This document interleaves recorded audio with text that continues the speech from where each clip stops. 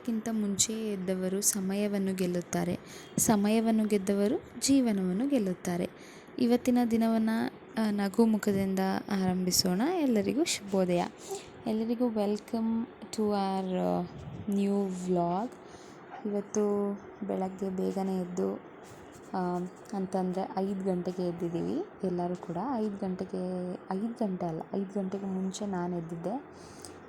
ಬಿಂದು ಅಮ್ಮ ಎಲ್ಲ ಆಮೇಲೆ ಎದ್ದರು 5 ಗಂಟೆ ಹಂಗೆ ಎದ್ದು.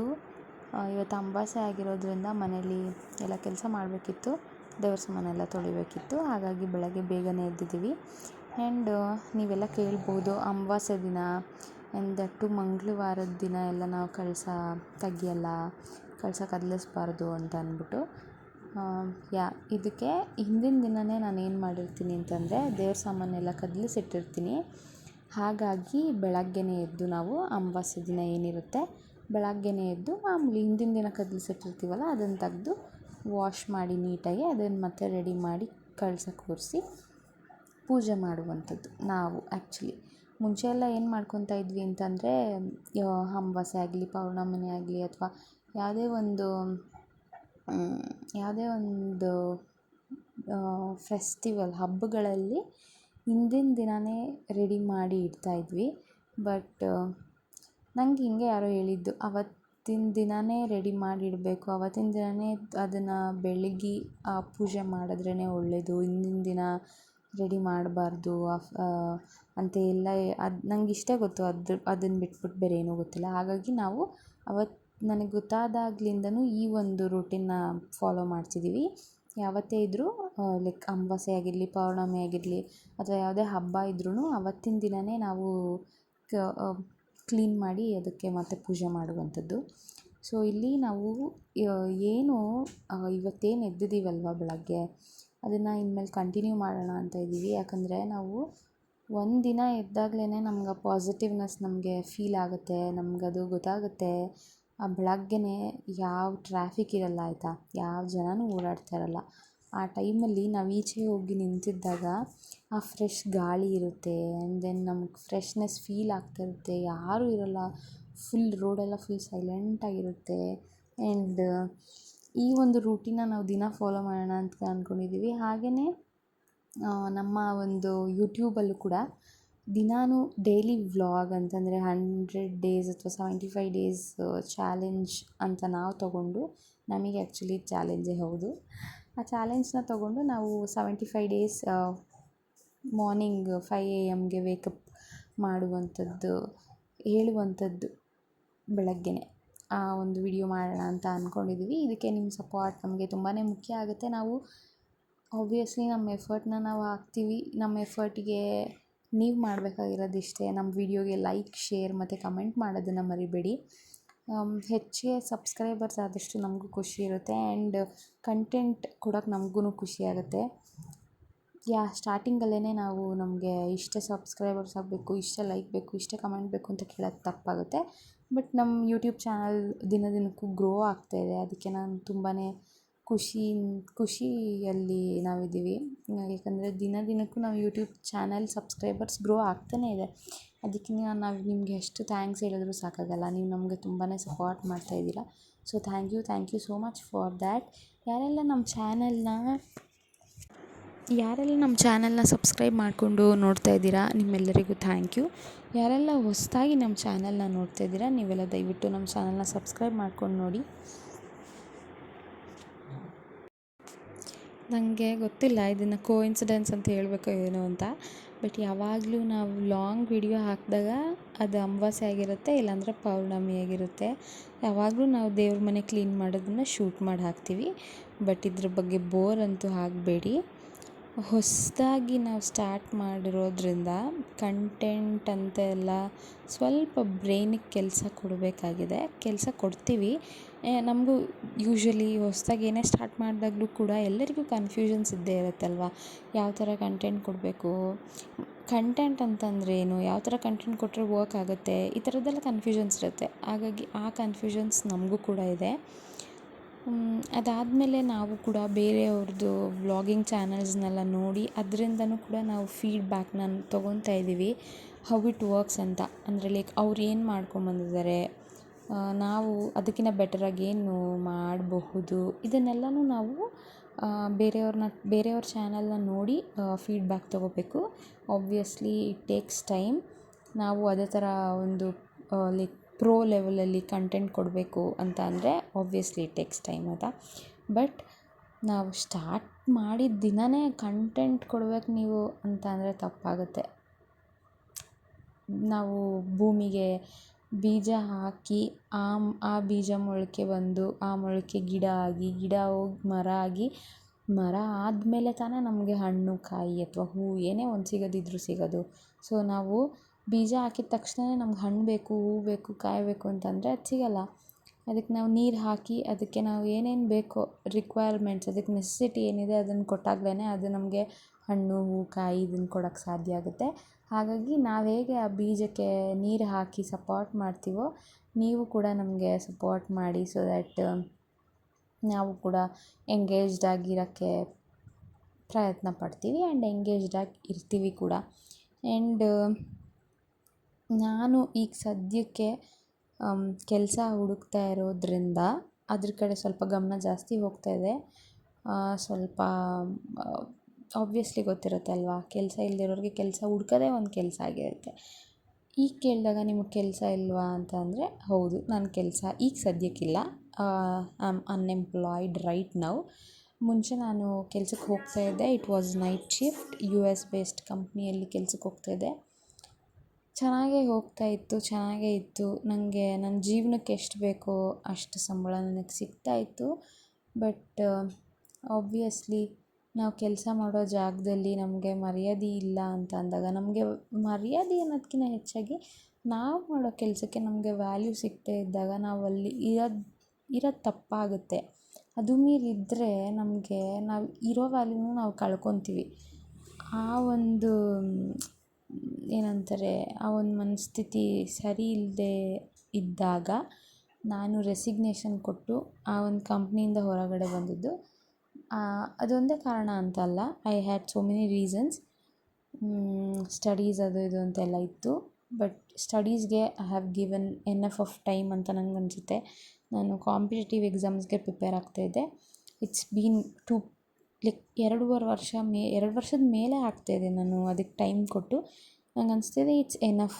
ಅಂದರೆ ಆಬ್ವಿಯಸ್ಲಿ ಕಾಂಪಿಟೇಟಿವ್ ಎಕ್ಸಾಮ್ಸ್ಗೆ ಯಾರೆಲ್ಲ ಪ್ರಿಪೇರ್ ಆಗ್ತಾ ಇರ್ತೀರ, 3 ವರ್ಷ ಪ್ರಿಪೇರ್ ಆಗಿ 3 ವರ್ಷ ಕೆಲಸ ಬಿಟ್ಟು ಅಥವಾ ಏನೋ ಒಂದು ನಿಮ್ಮ ಪಾಡಿಗೆ ನೀವಿದ್ದು ಪ್ರಿಪೇರ್ ಆಗಿ ಆ್ಯಂಡ್ ಥರ್ಡ್ ಅಟೆಂಪ್ಟಲ್ಲೂ ನಮಗೇನು ವರ್ಕ್ ಆಗಿಲ್ಲ ಅಂತ ಅಂದಾಗ ಆಬ್ವಿಯಸ್ಲಿ ನಾವು ಪ್ಲ್ಯಾನ್ ಬಿನ ಹುಡುಕಲೇಬೇಕು. ಪ್ಲ್ಯಾನ್ ಬಿ ಇಲ್ಲ ಅಂತ ಅಂದರೆ ನಮ್ಮ ಜೀವನ ಕಷ್ಟ ಆಗುತ್ತೆ. ನಾವೇ ದುಡಿಬೇಕು, ನಮ್ಮನ್ನು ನಾವೇ ನೋಡ್ಕೊಬೇಕು, ನಮ್ಮ ಫ್ಯಾಮಿಲಿನ ನಾವು ನೋಡ್ಕೊಬೇಕು ಅಂತ ಅನ್ನೋರಿಗೆ ಪ್ಲ್ಯಾನ್ ಬಿ ಇರಲೇಬೇಕು. ಫ್ಯಾಮಿಲಿನ ನೋಡ್ಕೊಳ್ಳೋ ಅವಶ್ಯಕತೆ ಇಲ್ಲ, ನಮ್ಮ ಫ್ಯಾಮಿಲಿ ಫಿನಾನ್ಷಿಯಲಿ ಸ್ಟೇಬಲ್ ಇದೆ ಅಂತ ಅಂದಾಗ ಪರವಾಗಿಲ್ಲ, ಟೈಮ್ ತೊಗೊಳ್ಳೋಣ, ನಮ್ಮ ಟೈಮ್ ತೊಗೊಂಡು ನಾವು ಓದ್ಕೊಳ್ಳೋಣ. ಬಟ್ ನಾವೇ ನಮ್ಮ ಫ್ಯಾಮಿಲಿನ ನೋಡ್ಕೋಬೇಕು ಅಂತ ಅಂದಾಗ ನಮಗೆ ಪ್ಲ್ಯಾನ್ ಬಿ ಇರಲೇಬೇಕಾಗುತ್ತೆ. ಆ್ಯಂಡ್ ನನಗೆ 2 ಇಯರ್ಸ್ ಮೇಲೆ ಆಯ್ತಾ ಬಂತು ನಾನು ಕಾಂಪಿಟೇಟಿವ್ ಎಕ್ಸಾಮ್ಸ್ ಫೀಲ್ಡಲ್ಲಿ ಎಂಟರ್ ಆಗಿ. ನಂಗೆ ಅನಿಸ್ತದೆ ನಾನು ಎನಫ್ ಆಫ್ ಟೈಮ್ ಕೊಟ್ಟಿದ್ದೀನಿ ಅದಕ್ಕೆ ಅಂಥೇಳಿ. ಆ್ಯಂಡ್ ನಾನು ಆ ಎಕ್ಸಾಮ್ಸ್ಗೆ ಅಟೆಂಡ್ ಮಾಡೋದಾಗಲಿ ಆ ಒಂದು ಏಮ್ನ ನಾನು ಬಿಡಲ್ಲ. ಅದನ್ನು ಟ್ರೈ ಮಾಡ್ತಾನೇ ಇರ್ತೀನಿ. ನಂಗೆ ಗೊತ್ತು ನಾನು ಒಂದಲ್ಲ ಒಂದು ದಿನ ಐ ವಿಲ್ ವಿನ್ ಅಂಥೇಳಿ. ಬಟ್ ಪ್ಲ್ಯಾನ್ ಬಿ ಇರಲೇಬೇಕಲ್ಲ, ಫಿನಾನ್ಷಿಯಲಿ ನಾನು ಸ್ಟೇಬಲ್ ಆಗಬೇಕಲ್ಲ. 2 ವರ್ಷ ಆಗಿದೆ ನನಗೆ ಸೀರಿಯಸ್ಸಾಗೆ. ನಂಗೆ ಅನ್ಎಂಪ್ಲಾಯ್ಮೆಂಟ್ 2 ವರ್ಷದಿಂದ ನಂಗೆ ತುಂಬಾ ಪಾಠ ಕಲಿಸಿದೆ. ನಾನು ಅದನ್ನು ಮಾತಲ್ಲಿ ಹೇಳೋಕ್ಕಾಗಲ್ಲ. ನನಗೆ ಪರ್ಸ್ನಲಿ ಅನ್ಸೋದೇನು ಗೊತ್ತಾ, ಯಾರೇ ಆಗಿರಲಿ ಒಂದು ಸರಿ ಅನ್ಎಂಪ್ಲಾಯ್ಮೆಂಟ್ನ ನಾವು ಎಕ್ಸ್ಪೀರಿಯನ್ಸ್ ಮಾಡಲೇಬೇಕು. ಇದರಿಂದ ನಮಗೆ ಗೊತ್ತಾಗುತ್ತೆ, ಸೀರಿಯಸ್ಸಾಗಿ ಗೊತ್ತಾಗುತ್ತೆ ಯಾರು ನಮ್ಮೋರು ಯಾರು ನಮ್ಮೋರಲ್ಲ. ಕಷ್ಟ ಟೈಮಲ್ಲೇ ನಮಗೆ ಗೊತ್ತಾಗೋದು ಅಂತ ಎಲ್ಲರೂ ಹೇಳ್ತಾರಲ್ವ, ದಟ್ ಈಸ್ ಟ್ರೂ. ನಮಗೆ ಗೊತ್ತಾಗುತ್ತೆ ನಮ್ಗೆ ಯಾರು ಸಪೋರ್ಟಿವಾಗಿ ನಮ್ಮ ಜೊತೆ ನಿಂತ್ಕೊತಾರೆ, ಯಾರು ಸಪೋರ್ಟಿವಾಗಿ ನಿಂತ್ಕೊಳ್ಳಲ್ಲ. ನಾವು ದುಡಿಬೇಕಾದ್ರೆ ನಮಗೇನು ಮರ್ಯಾದೆ ಸಿಗುತ್ತೆ, ನಾವು ದುಡಿತಾ ಇಲ್ಲ ಅಂದಾಗ ನಮ್ಗೆ ಯಾವ ಥರ ಮರ್ಯಾದೆ ಸಿಗುತ್ತೆ, ನಮ್ಮ ರಿಲೇಟಿವ್ಸ್ ಯಾವ ಥರ ಮಾತಾಡ್ತಾರೆ.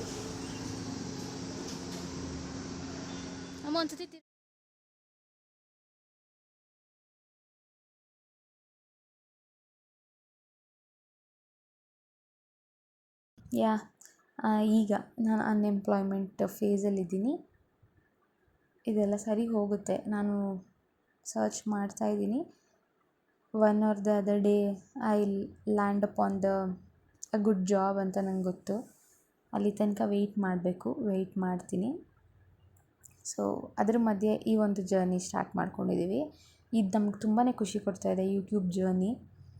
We are enjoying it. Actually ನಾವು ನಮ್ಮ 3 ಜನ ಅಂತ ಏನು ಅಂದ್ಕೊಂಡಿದ್ವಿ, ನಾವು ಇಷ್ಟೇ ಅಲ್ಲದೆ ಹೊರಗಡೆ ಸ್ವಲ್ಪ ಲೈಕ್ ಯೂಟ್ಯೂಬ್ ಫ್ಯಾಮಿಲಿ ಗ್ರೋ ಆಗ್ತಾಯಿದೆ ಅಂದಾಗ ಆಬ್ವಿಯಸ್ಲಿ ನೀವು ನಮ್ಮ ಫ್ಯಾಮಿಲಿಗೆ ಇನ್ಕ್ಲೂಡೆಡ್ ಮೆಂಬರ್ಸ್ ಆಗಿರ್ತೀರ. So for that we are so happy. And ಈ ಒಂದು ಮಾರ್ನಿಂಗ್ ರೂಟೀನ್ ಅಥವಾ ಏನು ಡೈಲಿ ವ್ಲಾಗ್ ಇರುತ್ತೆ, ಇದು ನಾವು ದಿನ ಅಪ್ಲೋಡ್ ಮಾಡ್ತಾ ಹೋಗ್ತೀವಿ. Like challenge. ಸೊ ನಮ್ಮ ವೀಡಿಯೋಸ್ ದಿನ ಬೆಳಗ್ಗೆ ನಿಮಗೆ ಅಪ್ಲೋಡ್ ಆಗುತ್ತೆ ಯೂಟ್ಯೂಬಲ್ಲಿ. ನೀವು ನಮ್ಮ ವೀಡಿಯೋಸ್ನ ಚೆಕ್ಔಟ್ ಮಾಡ್ಬೋದು. ಆ್ಯಂಡ್ ಇದು ನಮಗೂ ಒಂದು ಹೊಸ ಎಕ್ಸ್ಪೀರಿಯನ್ಸ್ ಆಗುತ್ತೆ.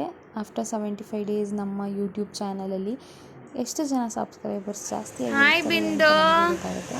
ಸೊ ಅದನ್ನು ನೋಡೋಕ್ಕೆ ನಾವು ಹೇಗಿತ್ತು ಬೆಳಗ್ಗೆ ಬೇಗ ಎದ್ದಿದ್ದು?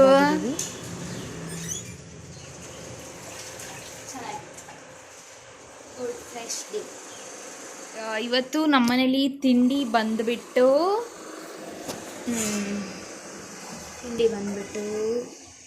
ನಮ್ಮ ಮಮ್ಮಿ ಮಾಡಿರೋ ಸ್ವೀಟ್ ಪೊಂಗಲ್, ಹಾಗೇನೆ ನನ್ನ ತಂಗಿ ಮಾಡಿರೋ ಖಾರ ಪೊಂಗಲ್. ಉಪವಾಸ ಇದ್ದಿದ್ದರಿಂದ ಬೆಳಗ್ಗೆ ಬೇಗ ಎದ್ದು ಮನೆ ಕೆಲಸ ಎಲ್ಲ ಆಯಿತು.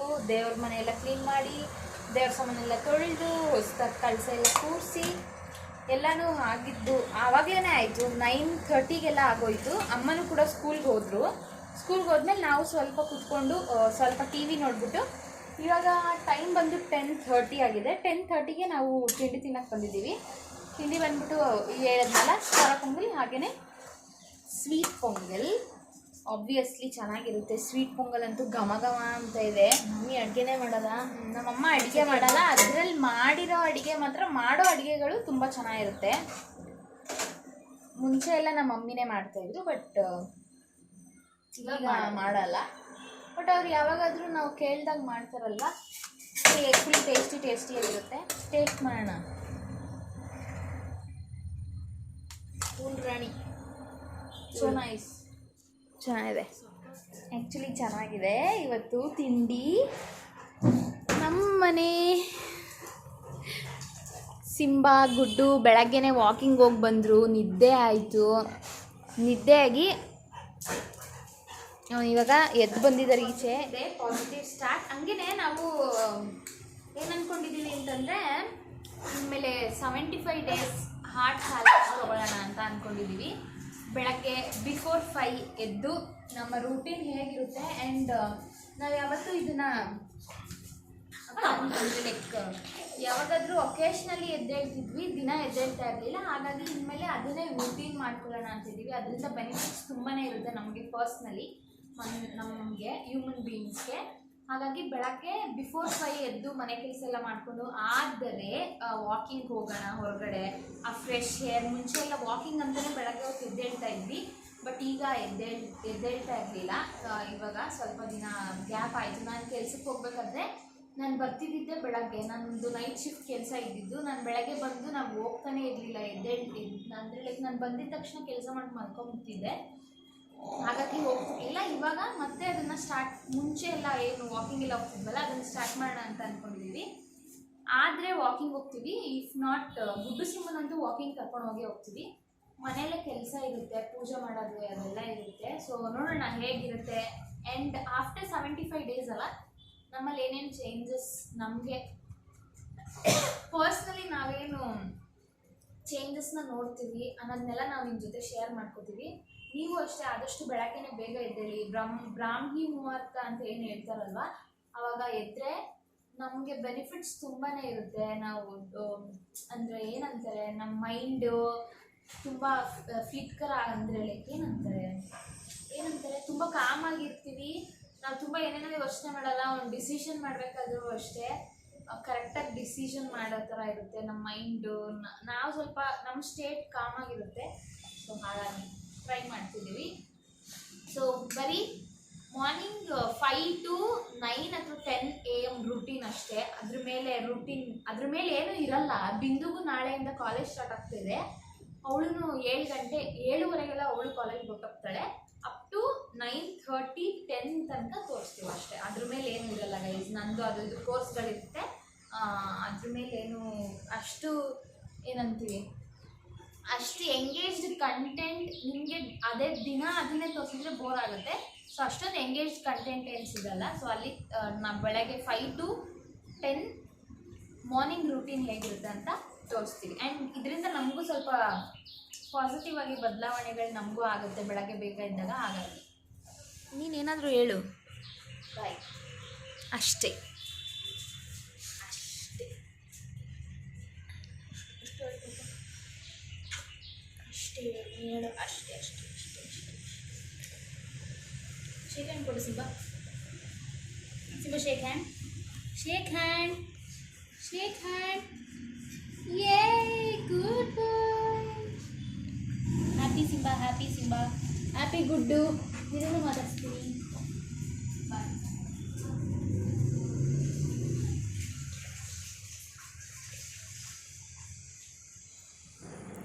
ಆ್ಯಂಡ್ ಎಸ್, ಬೆಳಗ್ಗೆ ತಿಂಡಿಗೆ ಸಿಹಿ ಪೊಂಗಲ್ ಮತ್ತು ಖಾರ ಪೊಂಗಲ್ ಮಾಡಿದರು, ಅದನ್ನು ತಿಂತಾಯಿದ್ದೀವಿ. ಆ್ಯಂಡ್ ಇಲ್ಲಿಗೆ ನಾವು ನಮ್ಮ ವ್ಲಾಗ್ನ ಎಂಡ್ ಮಾಡ್ತಾಯಿದ್ದೀವಿ. ನಿಮಗೇನಾದರೂ ನಮ್ಮ ವ್ಲಾಗ್ಸಲ್ಲಿ ಕರೆಕ್ಷನ್ಸ್ ಅಥವಾ ಇನ್ನೂ ಏನೋ ಇಂಪ್ರೂವ್ಮೆಂಟ್ ಮಾಡ್ಕೊಬೋದು ಅಂತ ನಿಮಗೆ ಅನಿಸ್ತಾ ಇದ್ದರೆ ದಯವಿಟ್ಟು ಅದನ್ನು ಕಮೆಂಟ್ ಸೆಕ್ಷನಲ್ಲಿ ಕಮೆಂಟ್ ಮಾಡಿ ಅಥವಾ ಮೆನ್ಷನ್ ಮಾಡಿ. ಸೊ ದಟ್ ನಾವು ಅದನ್ನು ತಿಳ್ಕೊತೀವಿ ಆ್ಯಂಡ್ ನಾವು ಅದನ್ನು ಕಲ್ತ್ಕೊತೀವಿ. ಸೊ ನಿಮ್ಮ ಸಪೋರ್ಟ್ ಹೀಗೆ ಇರಲಿ ನಮಗೆ. Thank you so much. And we hope ನಿಮಗೆ ಈ ವಿಡಿಯೋ ಇಷ್ಟ ಆಯಿತು ಅಥವಾ ಇದರಿಂದ ನಿಮಗೆ ಉಪಯೋಗ ಆಯಿತು ಅಂತ ನಾವು ಅಂದ್ಕೊತೀವಿ. ಥ್ಯಾಂಕ್ ಯು ಸೋ ಮಚ್ ಎಲ್ರಿಗೂ. ಬಾಯ್, ಟೇಕ್ ಕೇರ್.